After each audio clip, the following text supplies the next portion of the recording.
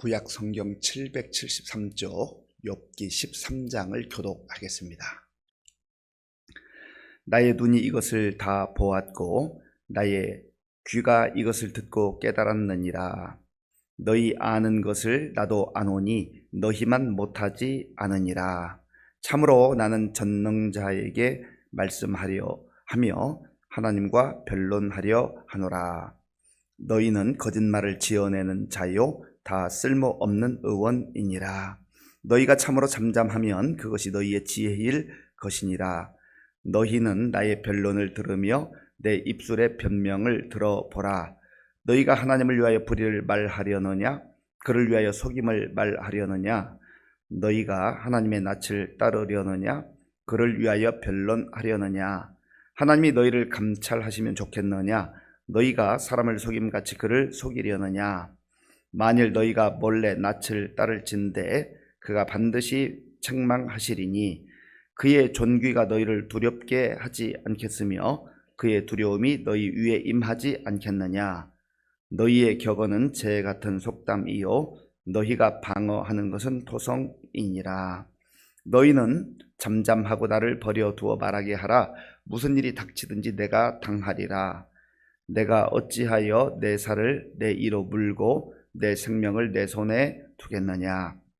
그가 나를 죽이시리니 내가 희망이 없노라. 그러나 그의 앞에서 내 행위를 아뢰리라. 경건하지 않은 자는 그 앞에 이르지 못하나니 이것이 나의 구원이 되리라. 너희들은 내 말을 분명히 들으라. 내가 너희 귀에 알려줄 것이 있느니라. 보라, 내가 내 사정을 진술하였거니와 내가 정의롭다 함을 얻을 줄 아노라. 나와 변론할 자가 누구이랴? 그러면 내가 잠잠하고 기운이 끊어지리라. 오직 내게 이 두 가지 일을 행하지 마옵소서. 그리하시면 내가 주의 얼굴을 피하여 숨지 아니하오리니 곧 주의 손을 내게 대지 마시오며 주의 위엄으로 나를 두렵게 하지 마실 것이니이다. 그리하시고 주는 나를 부르소서. 내가 대답하리이다. 혹 내가 말씀하게 하옵시고 주는 내게 대답하옵소서. 나의 죄악이 얼마나 많으니까 나는 허물과 죄를 내게 알게 하옵소서. 주께서 어찌하여 얼굴을 가리시고 나를 주의 원수로 여기시나이까? 주께서 어찌하여 날리는 낙엽을 놀라게 하시며 마른 건물을 뒤쫓으시나이까? 주께서 나를 대적하사 괴로운 일들을 기록하시며 내가 젊었을 때 지은 죄를 내가 받게 하시오며 내 발을 착고에 채우시며 나의 모든 길을 살피사 내 발자취를 점검하시나이까? 나는 썩은 물건의 낡아짐 같으며 좀 먹은 의복 같으니이다. 아멘. 소발이 발언한 다음에 욥이 답변하는 내용, 어제에 이어서 오늘도 계속되고 있습니다. 욥은 친구들에게 말합니다.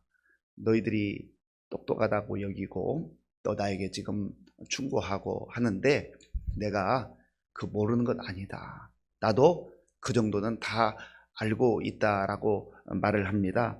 그 내용이 1, 2절에 있는데요. 제가 읽어보겠습니다. 나의 눈이 이것을 다 보았고 나의 귀가 이것을 듣고 깨달았느니라. 너희 아는 것을 나도 아노니 너희만 못하지 않으니라. 아멘.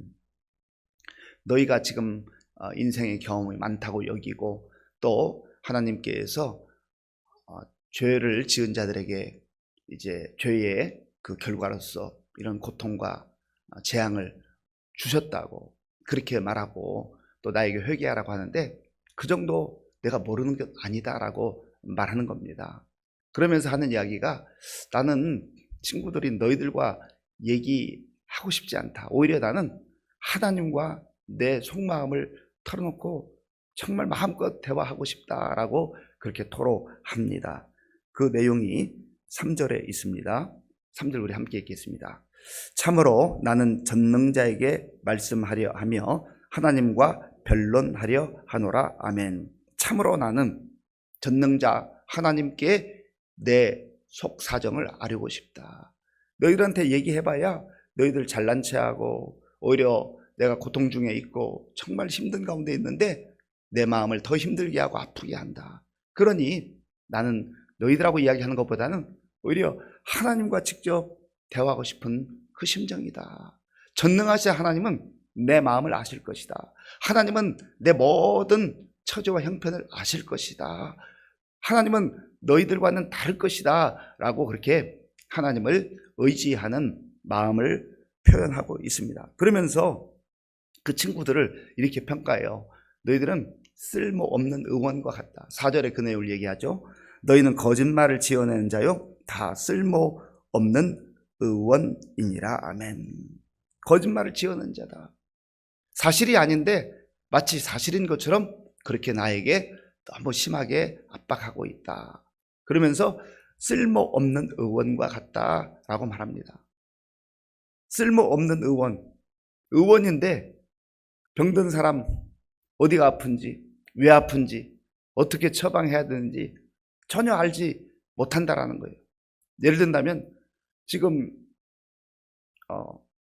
이 심장 쪽에 아무 아픔이 있고 통증이 있고 이거를 지금 고쳐야 되는데 심장이 아닌 다른 쪽에 이야기를 하고 있다라는 거죠. 그것을 진단하고 그걸 처방하고 있다라는 거예요. 쓸모없는 의원이다 라고 하는 겁니다. 이 욥의 말을 통해서 우리 자신도 한번 깊이 들여다볼 필요가 있어요. 우리도 욥의 친구들처럼 마치 어떤 정답을 가지고 있는 것처럼 아주 좋은 처방을 가지고 있는 것처럼 말할 때가 있지만 우리도 다른 사람에게 쓸모없는 의원과 같은 그런 사람들은 아닌가. 그러면 심각한 거죠. 문제가 있는 건 아니겠습니까? 지금 욥은 마치 자기가 너무 힘들고 아픈데 아픈 데를 잘 싸매어주고 그 통증을 제하고 그 상처를, 마음의 상처를, 영혼의 상처를 보듬어주는 그런 의원이 필요한데 오히려 너희들은 전혀 도움이 되지 않는 의원과 같다. 그렇게 말하고 있는 거지요. 그러면서 차라리 너희가 더 이상 말하지 말고 잠잠하면 오히려 그것이 너희의 지혜이지 않겠느냐. 5절에서 그거를 말합니다. 너희가 참으로 잠잠하면 그것이 너희의 지혜일 것이니라. 아멘. 그래서 잠언에 있는 전도자 솔로몬도 이렇게 말합니다. 미련한 자라도 잠잠하면 지혜로운 자로 여겨지고 그의 입술을 닫으면 슬기로운 자로 여겨지느니라. 아멘. 오히려 말을 많이 하는 거에 실수가 있고 허물이 있을 수 있다는 거예요. 자기가 모든 것을 다 아는 것처럼 그래 너무 쉽게 말하지 말라라고 하는 겁니다. 왜냐하면 우리는 다른 사람의 아픔과 고통을 다 이해할 수 없어요. 또 그 모든 상황을 꿰뚫어 아는 것도 아닙니다. 인도 속담에 이런 속담이 있습니다. 다른 사람을 이해하고 싶거든 그 사람의 신발을 신고 걸어보라. 그 사람의 신발을 신고 살아보라는 거예요. 말은 쉽게 하지만 그 사람이 지금 신고 있는 신발 내가 신어보니까 비슷한 줄 알았는데 너무 커요. 그러면 걸음걸이가 얼마나 불편하겠어요. 그리고 내게 꼭 맞다고 생각했는데 신어보니까 너무 작아요. 발이 아픈 거죠. 그리고 계속 걸어야 된다고 생각해 보세요. 겉에서 볼 때는 뭐 비슷한 것 같고 자기 눈에 정확한 것 같지만 실제 그 신발을 신어보면 다를 수 있다는 거예요. 그 사람의 처지와 형편을 그때서야 조금 이해할 수 있다라는 겁니다. 그러면서 우리가 진짜 지혜라는 게 뭘까요? 어떤 면에서는 말수를 좀 줄이고 그저 그 옆에 있어주고 또 그 사람의 손을 잡아주고 함께 울어주고 그렇게 하는 것이 훨씬 더 위로하는 모습이 아닐까라는 것을 욥의 이 설명을 통해서 생각해 보게 된다라고 하는 겁니다. 그리고 이제 욥은 친구들에게 말합니다. 나의 좀 변론을 들어보라. 내가 하는 말을 좀 잘 귀담아 들었으면 좋겠다. 그러면서 몇 가지 질문해요. 7절부터 이제 11절까지 몇 가지 질문하는데 이런 내용이에요. 너희가 하나님을 위해 불의를 말하려느냐? 그를 위하여 속임을 말하려느냐? 너희가 하나님의 낯을 따르려느냐? 그를 위하여 변론하려느냐? 하나님이 너희를 감찰하시면 좋겠느냐? 너희가 사람을 속임같이 그를 속이려느냐? 뭐 이런 식의 질문을 하고 있습니다. 그러면서 이 욥은 너희들이 말하는 그 모든 것들이 사실은 재 같은 속담이요 또 토성과 같이 아주 무너지기 쉬운 것이다. 그 내용은 12절에 있어요.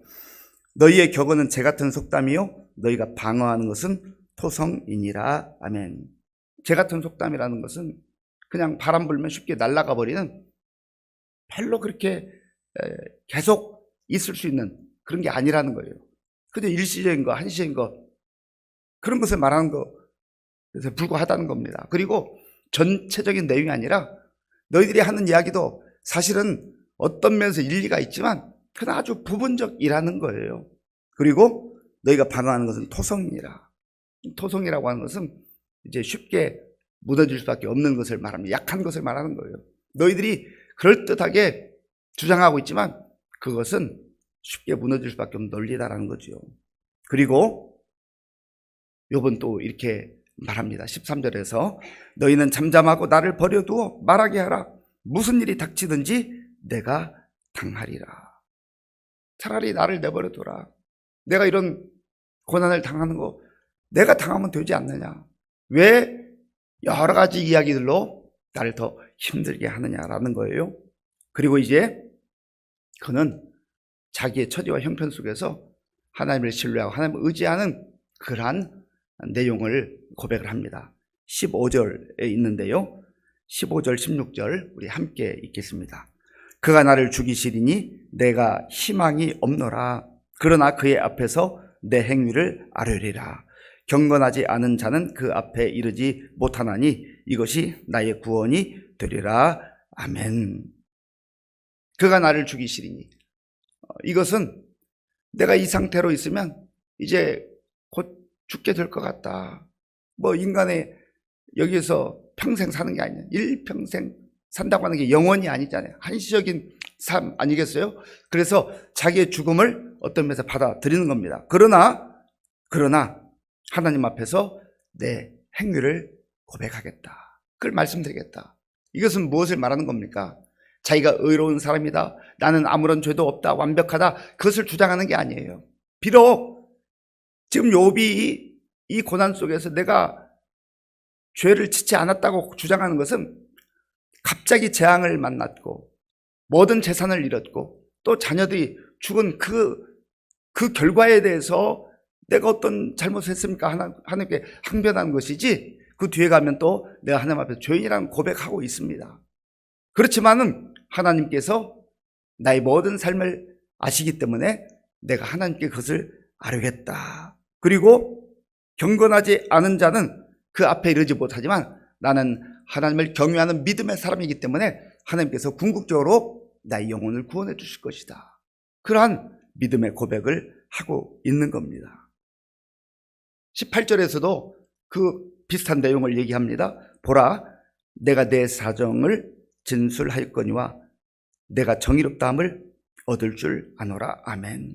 내가 비록 고통을 당하고 어려움 가운데 있지만 내 모든 속마음을 하나님께 아뢰을 때 하나님께서 나를 받아주시고 인정해 주실 것이다라는 그러한 믿음을 고백하고 있습니다.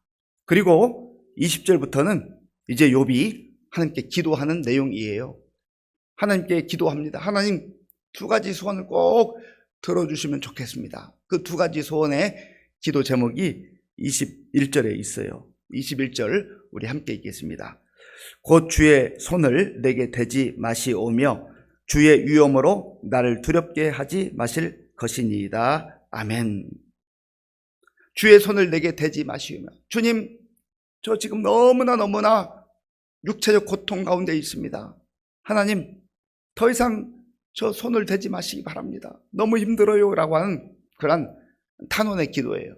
그리고 주의 이 위엄으로 나를 두렵게 하지 마실 것이니이다. 이것은 심리적으로 겪는, 정신적으로 겪는 고통을 말합니다. 하나님, 정말 견디기 힘든 상황이에요.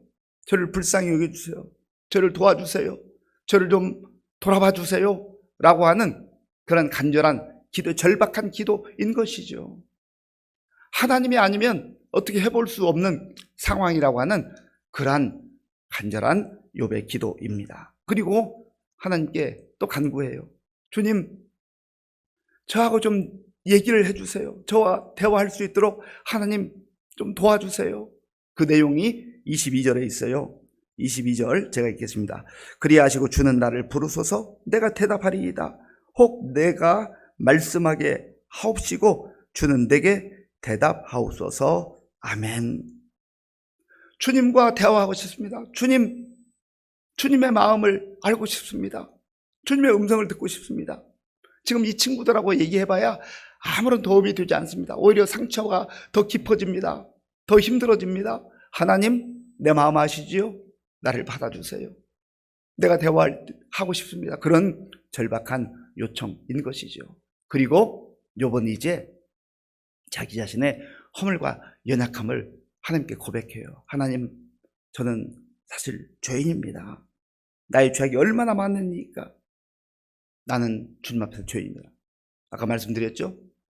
욥이 친구들에게 내가 무슨 죄를 지었느냐라고 항변했던 것은 나는 죄인이 아니다. 난 죄가 없는 사람이다.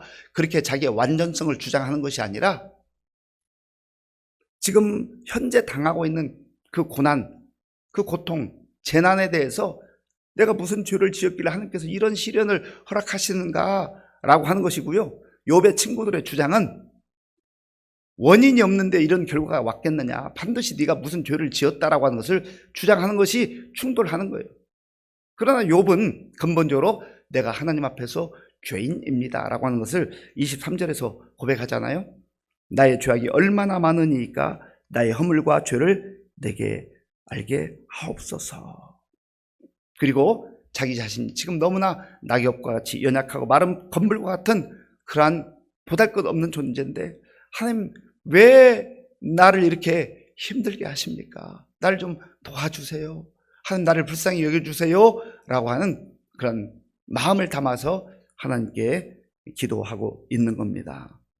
사랑하는 성도 여러분, 오늘 이 욥의 발언을 우리가 깊이 생각해 보면서 우리 다른 사람이 어려움을 당할 때, 또 나 자신이 어려움을 당할 때 내가 어떻게 처신해야 될 것인가, 어떤 말을 해야 될 것인가, 어떻게 해야 위로할 수 있을 것인가 하는 부분을 좀 깊이 생각해 보면 좋겠어요.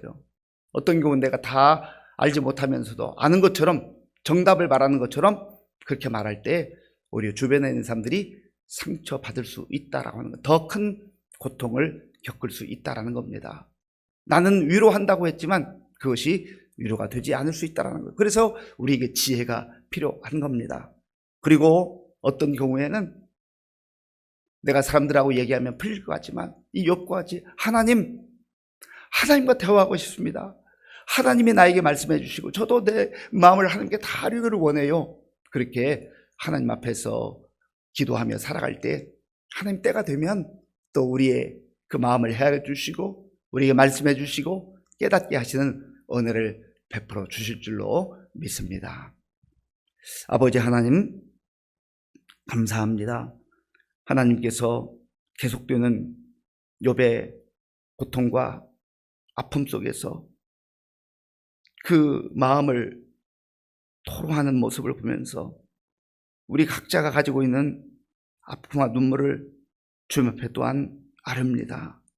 아버지 하나님, 사람들은 나를 오해하기도 하고 정죄하기도 하지만 하나님은 나를 있는 모습 그대로 받아주시고 하나님께서 품어주시는 자비의 하나님이신 줄로 믿습니다.